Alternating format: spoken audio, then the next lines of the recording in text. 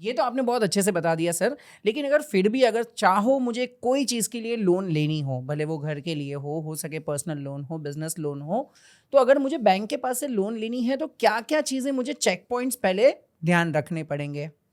देखो, जब भी आप लोन ले रहे हो, तो सबसे पहले आप अपने आप को चेक करो। लोन को मत चेक करो। सबसे पहले आप चेक करो कि आप में क्षमता है लोन देने की।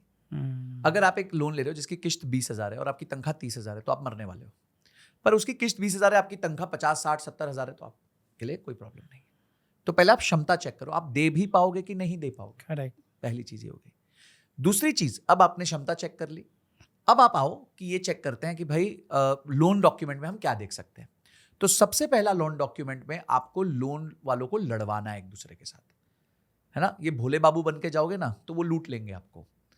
प्रोसेसिंग फीस के नाम पे लूटेंगे, हाई इंटरेस्ट रेट के नाम पे लूटेंगे, और हाई रीपेमेंट क्लोजर के नाम पे लूटेंगे। तो आपको क्या करना है, आप HDFC में गए, आपको एक ऑफर आया, एक सैंक्शन लेटर आया, आप ICICI में जाओ, सैंक्शन लेटर दिखाओ, ब्याज कम करवाओ, प्रोसेसिंग फीस कम करवाओ, प्रीपेमेंट क्लोजर कम कराओ, फिर वापस स्टेट बैंक पे जाओ, स्टेट बैंक से इंडसइंड पे मेहनत करो और जाके अपने लिए बेस्ट डील को नेगोशिएट करो। Because you don't get what you deserve, you always get what you negotiate. लोग कहते हैं ना मैं डिजर्व नहीं करता, वेरी गुड, तूने नेगोशिएट किया क्या? लोग कहते हैं सर मेरी सैलरी में ज्यादा डिजर्व करता था, तूने नेगोशिएट किया क्या? डिजर्व कहते सामने वाला को क्या पता तुम चाहते हो ये, सामने वाले ने बोला 10% दूंगा, एक तुम खुश होके आ गए और फिर रो रहे हो कि मैं डिजर्व करता था, ज्यादा करता था। अरे नेगोशिएट करना था कि नहीं सर मेरे को 30% चाहिए, मैंने कोई इस कारण से 30% चाहिए।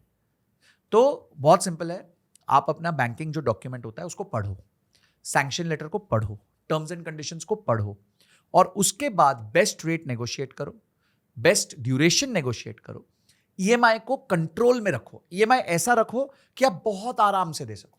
अगर आपका 25 किलो डंबल उठाने की क्षमता है तो 5 किलो का डंबल उठाओ, इतना EMI को कम रखो, इतना कैश फ्लो को मैनेज करो, तो आप कॉन्फिडेंटली उस लोन को ले भी सकोगे और दे भी सकोगे। और जैसे जैसे ज्यादा लोन दोगे वापस, तो आपका सिबिल बेटर होगा, आपका इंटरेस्ट रेट कम होगा। आपको मजेदार बात बताता हूँ, ये मैंने बहुत सीनियर CFO से सीखा था। वो बड़ा अच्छा काम करते थे, उनको हमारे पे बहुत लोन्स थे, हम रियल एस्टेट में जब पहले काम करता था तो वो क्या करते थे, जब भी EMI या फिर इंटरेस्ट देते थे ना, उसके साथ एक चिट्ठी भेजते थे और वो कहते थे ये हमारी 10वीं रीपेमेंट है, आपको हमने पिछले 10 महीने से आपको टाइमली बेसिस पे या टाइम में से एक दिन पहले रीपेमेंट किया है, तो हम आपसे दरखास्त करते हैं कि प्लीज हमारा इंटरेस्ट रेट 25 पैसा कम कर दीजिए। अब वो 10 चिट्ठी तक नहीं करता था, 11वीं पे कर देता था। मांगोगे नहीं तो मिलेगा नहीं, ट्रू। सिंपल सी बात है।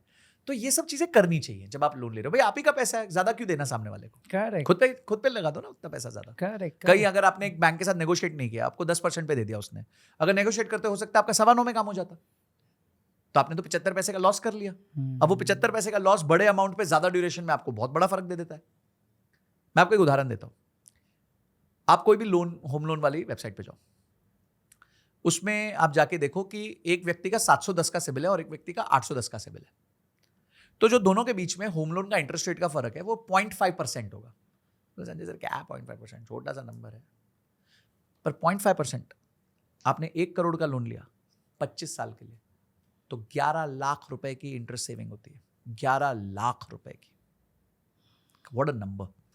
तो सिर्फ ये जो बोला ना आपने 0.5%, इतना मैटर करता है, ये राई का पहाड़ बन जाता है। तो इसीलिए ये सब चीजें जब आप लोन लेते हो बहुत ध्यान रखो, डॉक्यूमेंट को पढ़ो, चाहे 2 घंटे लगते हैं, पढ़ो, आंख बंद करके मत साइन करो। ये वो एप्पल का अग्रीमेंट नहीं है कि अगर नहीं करोगे तो फोन ही नहीं यूज कर पाओगे, ठीक है। ये डॉक्यूमेंट है, ये डॉक्यूमेंट है, इस पे आप नेगोशिएट कर सकते हो, बात कर सकते हो बैंक से, तो करो ना। सुपर। लेकिन नेगोशिएशन की बात तो तभी आती है जब भी मेरे पास मल्टीपल बैंक्स हो जो लोन देना चाहे। आजकल की जनरेशन का तो शायद ये प्रॉब्लम हो गया, उन्होंने क्रेडिट कार्ड ये वो इतना कुछ यूज़ कर लिया है कि उनका सिबिल स्कोर ही खराब हो गया है। तो ये सिबिल स्कोर होता क्या है, क्या रीजंस होते खराब होने का, और किस तरीके से इसे इम्प्रोवाइज किया जा सकता है? 3 क्वेश्चन है, सिबिल होता क्या है, रीजंस उसके खराब क्यों और इम्प्रोवाइज। तो सिबिल क्या होता है? सिबिल बेसिकली आप जो लोन लेके व्यवहार करते हो ना, उसका स्कोर सिबिल होता है, आपके व्यवहार का स्कोर है वो, ठीक है। जैसे हर व्यक्ति के माइंड में ना एक व्यवहार का स्कोर होता है। अब विरल भाई ने संजय सर से व्यवहार किया, तो विरल भाई के माइंड में संजय सर का एक स्कोर होगा, संजय के माइंड में विरल भाई का एक स्कोर होगा, क्योंकि हमने कुछ व्यवहार किया एक दूसरे के साथ, ठीक है। चाहे हमने फाइनेंशियल व्यवहार नहीं किया, इमोशनल व्यवहार किया, तो हमारा एक इमोशनल स्कोर होगा।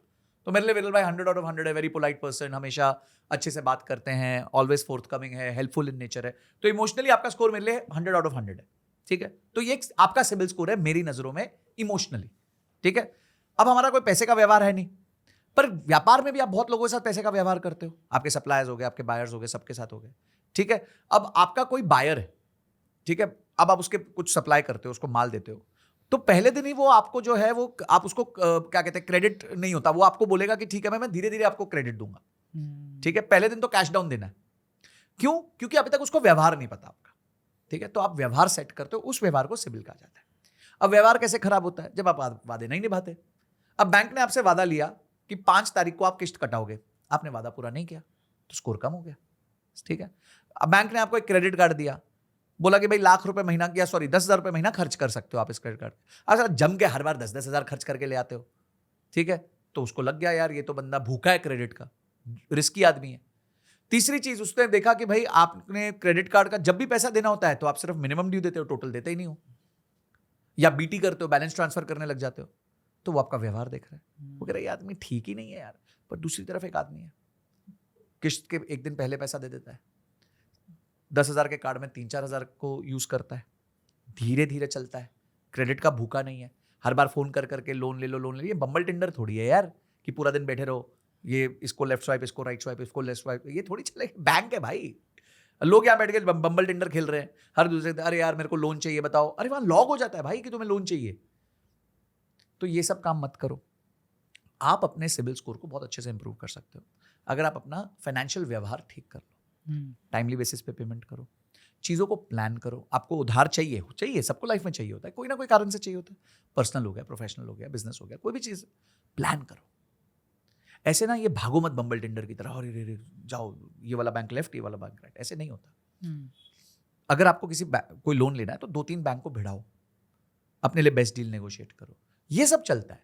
पर अगर आप डेस्परेट दिखोगे ना तो आपका काम नहीं होगा कभी भी। करेक्ट। तो ये चीजें बेसिक है, व्यवहार है, व्यवहार, अपना व्यवहार अच्छा, फाइनेंशियल व्यवहार अच्छा।